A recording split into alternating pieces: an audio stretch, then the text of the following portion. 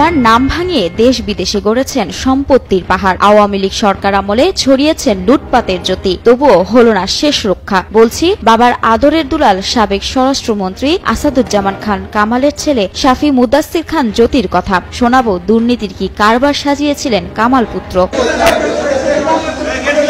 দেশের অভ্যন্তরীণ আইন শৃঙ্খলা পরিস্থিতির উন্নয়নের দায়ভার স্বরাষ্ট্রমন্ত্রীর মাথায় থাকলেও উল্টো নিয়ম কানুনের তোয়াক্কা না করে কালো টাকার পাহাড় গড়েছেন জ্যোতি। বাবা স্বরাষ্ট্রমন্ত্রী হলেও ছেলে শাফি মুদাসসির খান জ্যোতির পরামর্শেই চলত মন্ত্রণালয়। সেখানে গড়ে তুলেছেন নিজের আলাদা এক ব্যবসা।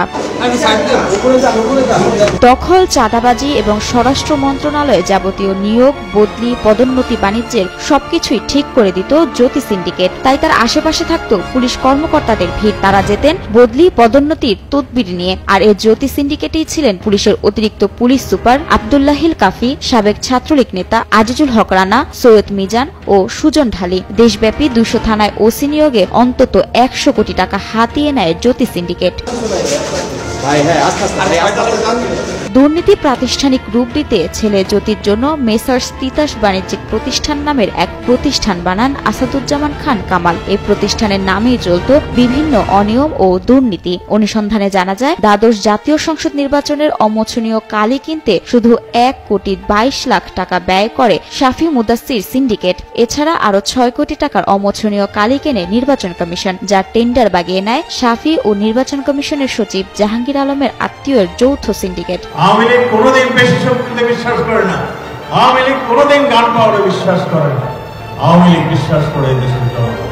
অভিযোগ রয়েছে, রাজধানীর ধানমন্ডি এলাকায় রাজত্ব করতেন জ্যোতি। রেস্টুরেন্ট দিতে হলে তার পকেটে দিতে হতো 1 থেকে 2 কোটি টাকা। টাকার খাতিরে কোন রকম যাচাই বাছাই ছাড়াই মিলত লাইসেন্স। আর লাইসেন্স করতে বাবার প্রভাব খাটাতেন জ্যোতি।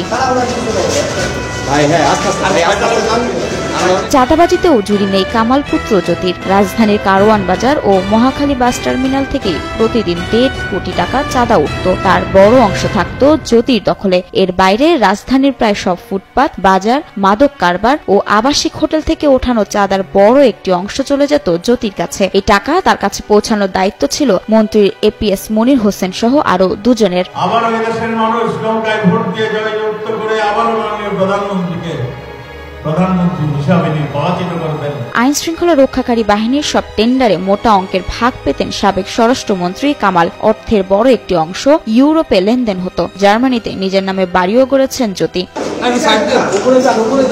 অবশেষে ঢাকার জেলার আশুলিয়া থানায় দায়ের করা একটি মামলায় সাবেক স্বরাষ্ট্রমন্ত্রী আসাদুজ্জামান খান কামালের ছেলে শাফি মুদাসসির খান জ্যোতিকে গত 13 সেপ্টেম্বর রাত 11:30টার দিকে গ্রেপ্তার করা হয়।